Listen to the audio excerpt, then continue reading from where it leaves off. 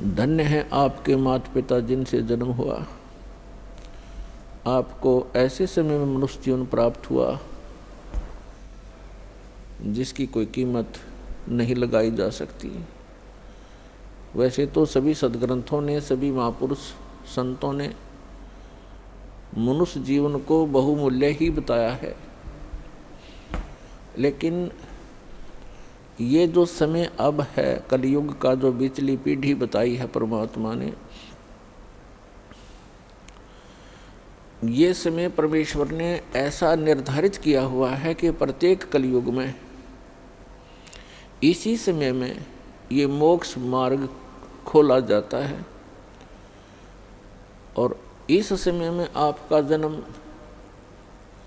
अब पूरे विश्व के जितने भी प्राणी हैं जिनको मानव शरीर प्राप्त है, धन्य भाग हैं उनके कि उनको मानव शरीर प्राप्त है। दुर्भाग्य उन प्राणियों का जिनको ये सच्चा नाम, सच्ची भक्ति और सच्चा ज्ञान, तत्व ज्ञान प्राप्त नहीं है। उसके लिए परमात्मा ने अपने सभी बच्चों के लिए ये प्रयत्न इस दास से करवा रखा है। रजा उस परमेश्वर की ही है,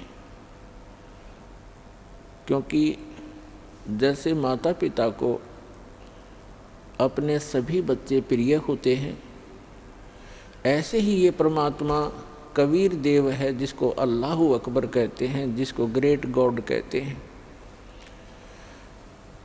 ये हम सभी का पिता है और यही हमारी माता है, क्योंकि इसके वचन से हम सभी आत्माओं की उत्पत्ति हुई है। इस परमात्मा में वो गुण हैं, त्वमेव माता च पिता त्वमेव बंधु च सखा त्वमेव विद्या च द्रविणम त्वमेव सर्व मम देव देव। सब देवों के देव, सब परमात्माओं के परमात्मा, सब प्रभुओं के प्रभु ये कबीर साहब हैं, ये परम अक्षर ब्रह्म हैं। और हम सभी इसी के बच्चे हैं, चींटी से लेकर हाथी तक सभी प्राणियों में, और रंग से लेकर धनी तक, पर्दा से लेकर राजा तक, उस एक परम पिता के सभी बच्चे हैं। तो उस परमात्मा ने, उस माता ने, उस पिता ने हम सभी बच्चे एक जैसे ही प्रिय हैं।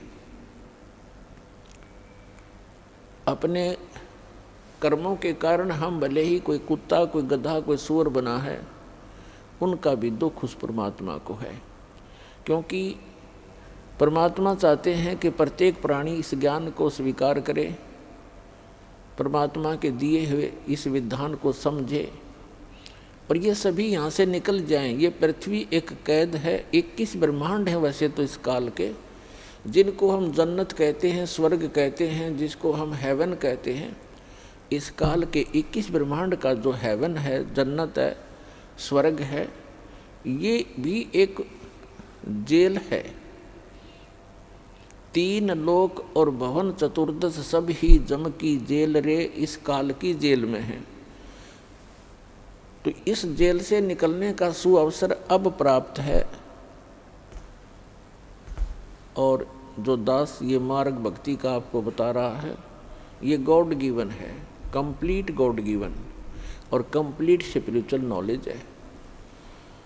ये पूर्ण परमात्मा का दिया हुआ है, बताया हुआ है, और संपूर्ण अध्यात्म ज्ञान है। और ज्ञान सब ज्ञानड़ी, कबीर ज्ञान सो ज्ञान, और जैसे गोला तोब का अब करता चले मैदान। तो पुण्यात्माओं, मानव शरीर बहुत ही अच्छी आत्माओं को, पुण्यकर्मी प्राणियों को प्राप्त होता है। हम अध्यात्म ज्ञान के अभाव से इस अनमोल मनुष्य जीवन को पशु पक्षियों जैसी क्रिया करके ही समाप्त कर जाते थे। और जो पुण्यात्माएं साधना करने की चेष्टा भी करते थे पूर्व जन्म की प्रेरणा से, उनको यथार्थ ज्ञान न होने से उन्होंने हजारों वर्षों तक साधनाएं की, तप किए, जप किए। उन्होंने वो साधनाएं शास्त्र विधि त्याग कर किसी लोक वेद के आधार से की, किसी की सुनी सुनाई की, जो श्रीमद् भगवत गीता अध्याय नंबर 16 के श्लोक 23 और 24 के विपरीत हैं, जिसमें कहा है कि शास्त्र विधि को त्याग कर जो मनमाना आचरण करते हैं उनको न तो कोई सुख होता है और न ही उनकी गति होती है और न ही उनको कोई सिद्धि प्राप्त होती है, अर्थात व्यर्थ, यूजलेस। तो अभी तक हम यूजलेस साधना करते रहे, अब यूजफुल साधना हमारी अब प्रारंभ हो रही है। धन्य हो आप पूरे विश्व के प्राणी जो मानव शरीर प्राप्त हैं, और उनसे भी धन्य है जिनको ये मार्ग स्वीकार हो गया, ये भक्ति विधि मिल गई। तो उन पुण्यात्माओं में से आप हैं जिनको इस दास से दीक्षा प्राप्त है। आज विश्व का मानव अन्य प्राणियों से भी दुखी है, पशु पक्षियों से भी दुखी है, क्योंकि हमारे पूर्व जन्म के जो पुण्य थे वो अक्षीण हो चुके हैं, क्योंकि हम चौथे युग में जन्मते जन्मते आ चुके हैं। अपने पुण्यों का अभाव कर लिया, अक्षीण कर लिया पुण्यों को, और हमारे पास अब केवल पाप शेष रह रहे हैं। जिस कारण से जैसे पाप और पुण्य ये दो पहलू हैं, पुण्य से सुख होता है, पाप से दुख होता है।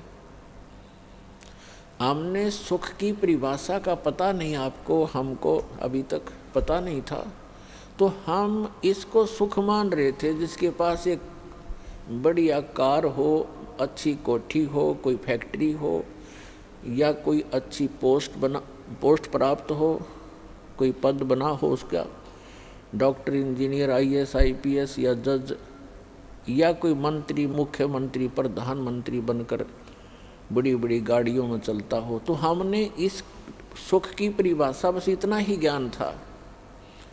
ये सुख नहीं है, ये तो बाह्य दिखावा है। प्रत्येक प्राणी टेंशन लिए फिरता है, प्रत्येक प्राणी 99% व्यक्ति टेंशन से ग्रस्त हैं। तो हम इसको सुख मान रहे थे। सुख नाम की कोई वस्तु नहीं इसी किस ब्रह्मांड में। तो परमात्मा चाहते हैं कि आप यहाँ से निकलो, इस झूठे सुख को भूलो, इससे परिचित हो जिसको तुम सुख मान बैठे हो। कबीर साहब कहते हैं झूठे सुख को सुख है, ये मान रहा मनमोद, ये सकल चबीना काल का, कुछ मुख में कुछ गोद। यहाँ सब ये काल का आहार है। इस झूठे सुख को आप सुख मान बैठे हो, ये सुख नहीं है। आज आप जिसको सुख मानते हो उस व्यक्ति के पास सभी सुविधाएं उपलब्ध हैं। अच्छा मंत्री है, मुख्यमंत्री है, सब सुविधाएं हैं, पुत्र भी हैं, पुत्री भी हैं, आगे संतान भी ठीक है। तो इसको हमने सुख मान रखा है। और 1 मिनट में मृत्यु हो जाती है, 1 सेकंड के अंदर मृत्यु हो जाती है। फिर वो सुख कहाँ गया उसका? फिर कहीं गधा बनकर, कुत्ता बनकर गली में खड़ा होगा, खा के ये सुख। तो परमात्मा याद दिलाते हैं कि तन धर सुखिया कोई ना देखा, जो देखा सो दुखिया हो। उदय अस्त की बात करत है मन सबका किया विवेका। शरीरधारी प्राणी यहाँ इस पृथ्वी लोक के जो ये कच्चे शरीरधारी प्राणी हैं, कहते परमात्मा कहते मैंने कोई इस पृथ्वी पे सुखी नहीं देखा। और जो उदय अस्त की बात करते हैं, उदय अस्त का अर्थ है चक्रवर्ती राजा, जिसका शासन पूरी पृथ्वी पर हो। परमात्मा कहते मैंने उनके भी अंदर से झांक कर देखा है।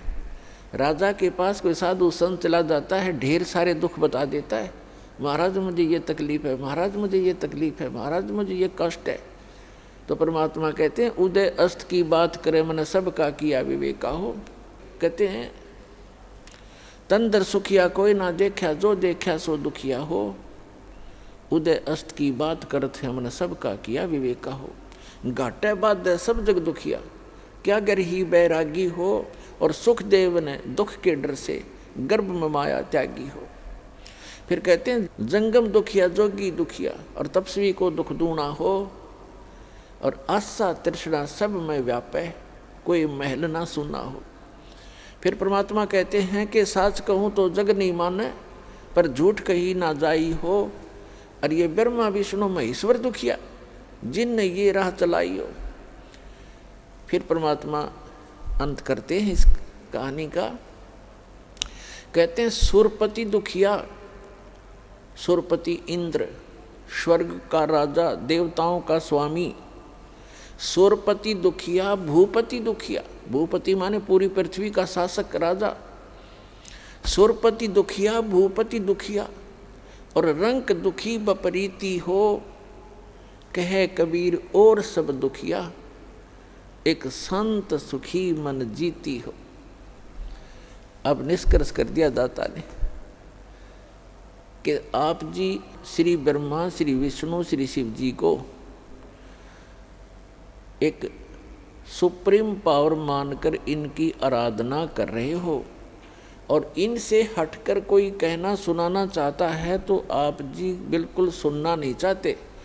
तो परमात्मा कहते हैं कि साच कहूँ तो जग का जचे नहीं, ये संसार मानना नहीं कि ब्रह्मा विष्णु महेश भी दुखिया, पर झूठ कही ना जाई हो, और ये ब्रह्मा विष्णु तुम्हारे शिव जी दुखिया, जिन ये राह चलाई हो। अब विचार करके देखो, विष्णु जी को श्राप दे दिया किसने? नारद जी ने। क्यों? क्योंकि उसने हरि का रूप मांगा था विवाह करवाने के लिए, और कहते हैं विष्णु जी ने उसका बंदर का मुख लगा दिया, जिस कारण से नारद जी ने भगवान विष्णु को श्राप दे दिया। उस श्रापवश भगवान श्री विष्णु श्री रामचंद्र रूप में राजा दशरथ के घर जन्म लिया। श्री रामचंद्र जी का जीवन देख लो, वो कितना सुखी रहे होंगे। श्री विष्णु जी विवाह हुआ छोटी आयु में, विवाह होते ही वनवास हुआ, वनवास में उसकी धर्मपत्नी का अपहरण हुआ, वो रावण राक्षस के जेल में पड़ी है, हाहाकार मचा हुआ। फिर सीता जी को उस रावण की कैद से छुटवाने के लिए कितना भयंकर युद्ध हुआ, करोड़ों व्यक्ति मारे गए, दिन रात हाहाकार मचा रहा। और उसके बाद फिर सीता जी को वापस लाए, अग्नि परीक्षा लेकर। अग्नि परीक्षा माने कि सीता जी को अग्नि में बैठा दिया था चिता के ऊपर, कि यदि तूने रावण से संपर्क किया है तो जल जाएगी, और नहीं किया है तो तू निष्कलंक है, तो अग्नि से जलेगी नहीं। वो अग्नि से नहीं जली, लाखों लोगों के सामने परीक्षण हुआ। श्री रामचंद्र जी सीता जी को लेकर घर आ गया। कुछ दिनों के बाद सीता गर्भवती थी, उधर से किसी धोबी ने व्यंग कस दिया, अपनी पत्नी को कूट रहा था, पीट रहा था, और कह रहा था कि तू 2 दिन घर से बाहर कहाँ रही? मैं इस दशरथ पुत्र रामचंद्र जैसा नहीं हूँ कि उसकी पत्नी रावण के पास रही 10 वर्ष तक और उसको आज घर रखे हुए है, मैं उस जैसा नहीं हूँ। इस बात को श्री रामचंद्र जी ने अपने कानों सुन लिया, क्योंकि वो रात्रि के समय वेश बदलकर घूमा करते थे। उस समय के राजा ऐसी व्यवस्था रखते थे। इस बात को सुनकर के दुनिया में मैं क्या मुंह दिखाऊंगा, मेरे ऊपर उंगली कसी जाती है, टोंट कसे जाते हैं। अगले दिन अपनी धर्मपत्नी सीता जी को घर से निकाल दिया, गर्भवती को। पुण्यात्माओं, यदि हमने लोक वेद लोगों के ही दंत कथाओं से ही अपना शासन व्यवस्थित करना है, तो कैसे हम राजा, कैसे हम भक्त, कैसे हम भगवान। लाखों लोगों के सामने परीक्षण किया सीता जी का, और वो निष्कलंक। और एक धोबी ने कह दिया कि मैं उसके कहने मात्र से अपनी पत्नी का परित्याग कर दिया, तो धिक्कार है ऐसे डिसीजन को। आम आदमी भी ना करे ऐसी गलती, जिसकी पत्नी के गर्भ हो और उसको घर से निकाल दे, कहाँ जाएगी फिर वो। तो पुण्यात्मा, भले ही उसने लोगों की शर्म से निकाल दिया, लेकिन अंदर से दुख उसका गया नहीं। वो सीता जी कहीं रही, अब उसके बच्चे कहाँ, और आप राजा बना बैठा। सपने में सुख नहीं उस व्यक्ति को, चाहे कितनी बात बनावे। वही श्री विष्णु जी श्री कृष्ण रूप में जन्मे, जन्म से ही दुख शुरू हुआ था, मृत्यु होगी, सुख का सांस श्री कृष्ण जी को नहीं हुआ। श्री विष्णु जी के दूसरे रोल को आप देख सकते हैं। जेल में जन्म हुआ, मामा शत्रु हो गया, कभी काल्यवन, कभी जरासेंग, कभी कोई शिशुपाल उनके साथ झगड़ा करने को आते हैं। फिर जाकर के एकांत स्थान पर अपना स्थान खोजा, द्वारका समुद्र के अंदर, वहाँ रहे कुछ दिन। उसके बाद अंत देखो श्री कृष्ण जी के पूरे कुल का। दुर्वासा जी ने श्राप दे दिया कि तुम्हारा कुल नाश होगा। श्री कृष्ण जी अर्थात विष्णु जी के सामने उनके 56 करोड़ यादव हो गए थे। 56 के 56 करोड़ आपस में लड़के कटके मर गए। श्री कृष्ण जी के अर्थात विष्णु जी के पोता और पोते भी। तो श्री कृष्ण जी के पोते और बेटे उनकी आंखों के सामने कटके मर गए। तो यहाँ परमात्मा कहते हैं, साच कहूँ तो जग नहीं माने और झूठ कही ना जाई हो, ये ब्रह्मा विष्णु महेश्वर दुखिया जिन ये राह चलाई हो। फिर कहते हैं कि सुरपति दुखिया भूपति दुखिया और रंक दुखी बपरीती हो। सुरपति देवताओं का राजा इंद्र दुखी। इंद्र की कहानी आप पढ़ कर देखो पुराणों के अंदर। एक बार राक्षसों का और देवताओं का युद्ध हो गया, राक्षस विजयी हो गए। इंद्र भाग गया, गद्दी छोड़कर जंगलों में छुप गया, कोई वर्षों तक भूखा प्यासा पड़ा रहा, खा के वह सुख। और इंद्र की मृत्यु के उपरांत उस राज को भोग करिए, राजा चाहे स्वर्ग का हो चाहे पृथ्वी का हो, अगला जन्म उसका गधे से शुरू होता है।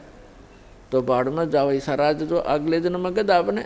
तो हम बिना ज्ञान के इस झूठे सुख को सुख मानकर अपना जीवन नाश कर रहे हैं। अब इसको सफल करो पुण्यात्माओं। हमें विकल्प प्राप्त हुआ, अभी तक इसका विकल्प नहीं था। कोशिश करके भी हम काल के जाल से नहीं निकल पा रहे थे।